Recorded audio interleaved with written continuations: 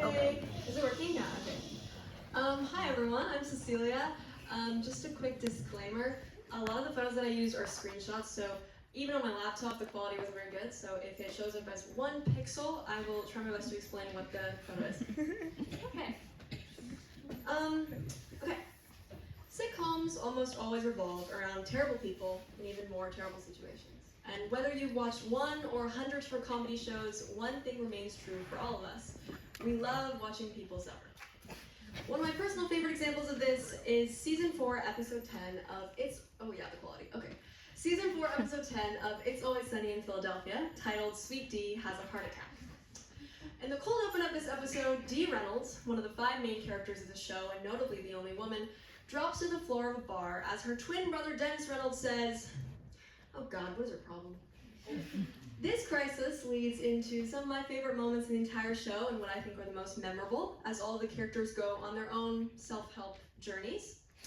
So, for example, Danny DeVito, who plays Frank Reynolds, tells his kids, Dee and Dennis, that he canceled their health insurance when they were 9 years old. Later on in the episode, Dee and Dennis try using Botox to make themselves appear more youthful, but accidentally inject collagen into their eyes. And of course, this iconic Charlie Day moment came from this episode. So it's safe to say that I think these moments in everyday sitcoms and everyday situations perfectly represent the dark comedy that I think lies at the core of the modern sitcom. These shows highlight the nothingness that is in huge life events like grief and death and illness, and thus the nothingness that is our very own existence.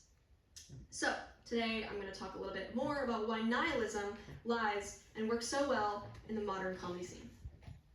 So I'm going to start off with a definition. What is nihilism? According to the Merriam-Webster Dictionary, nihilism is a philosophical viewpoint that traditional values and beliefs are unfounded and that existence is senseless and useless. Now, how does this apply to It's Always Sunny in Philadelphia? Well, let's go back to the episode. The fundamental aspect of this episode and show as an entirety is that no one learns anything. Dee suffering from a heart attack doesn't stop the characters from their bad habits. Instead, all of the characters go towards extreme and superficial measures. For example, Dee and Dennis also in this episode state that they're going to stop working out and instead just simply chug vitamins, even though, as the audience, we were told 2 minutes ago that the vitamins have given them constipation. But of course, they think that's just their bodies working efficiently. On the other hand, Mac and Charlie, 2 other characters of the show, quit their, quote, rock and roll lifestyles by getting jobs as mail carriers in a big corporate company, which leads to some crazy conspiracy theories that Charlie has because he thinks that the mail is going to no one. So I actually think these theories that he has are really interesting commentary on corporate life and how you might feel isolated in a corporate job even though you're constantly surrounded from 9 to 5 by community. But the writers and directors of the show decided to cut it off as Charlie hallucinates a man in a fedora named Barney, and Mac tells him that he's lost his mind. And it's revealed to us that they just drank too much coffee. So all of these difficulties and adventures that they've traversed ultimately lead to nothing. We don't hear any more of Charlie's theories or where he believes all the mail is going, and Dee and Dennis don't change their lives in any way following this episode. The episode ends with, from left to right, Dennis, Mac, Dee, Charlie, and Frank sitting in a free clinic getting treated for the various illnesses they contracted on their self-help journey.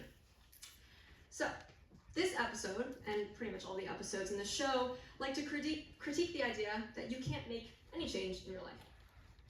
Now, let's take a look at one of my personal favorite shows, Seinfeld. Seinfeld aired from 1989 to 1998, and it stars the characters are Kramer, George Costanza, Elaine Bennis, and real-life comedian Jerry Seinfeld, and it takes place in New York City. Now, something to keep in mind is that the very last scene of the very last episode is all 4 characters sitting in a jail cell, which I think is a perfect representation of just how selfish and ignorant these characters are throughout the show.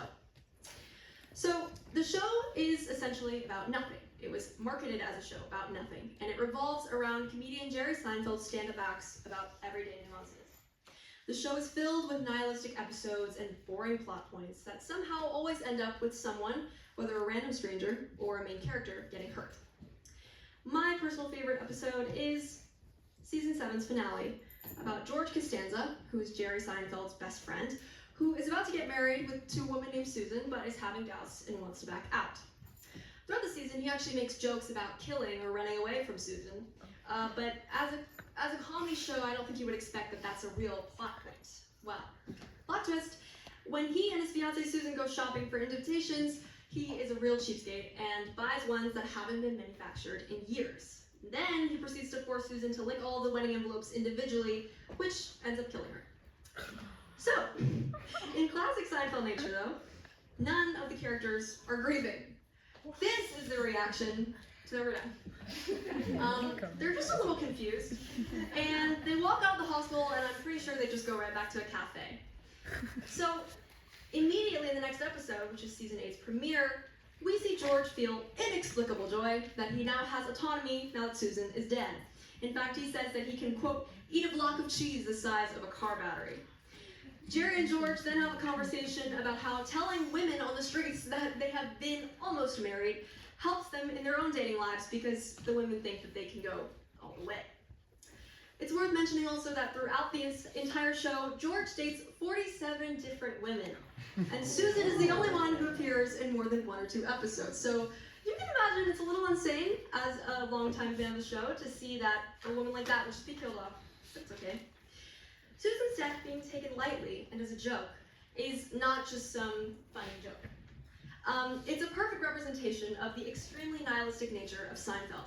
Death in this show is just another setup for another joke, another thing that simply happens to the main characters whose lives the world seems to revolve around.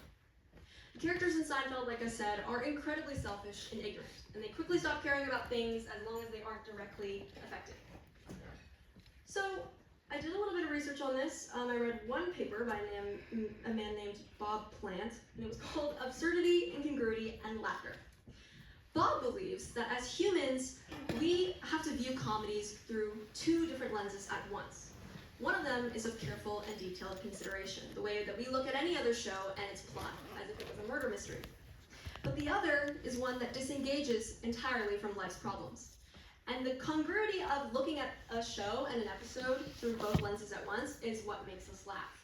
Because we realize how extreme the expectations that we go into life are when they are immediately reduced to nothing, like completely ignoring someone's death.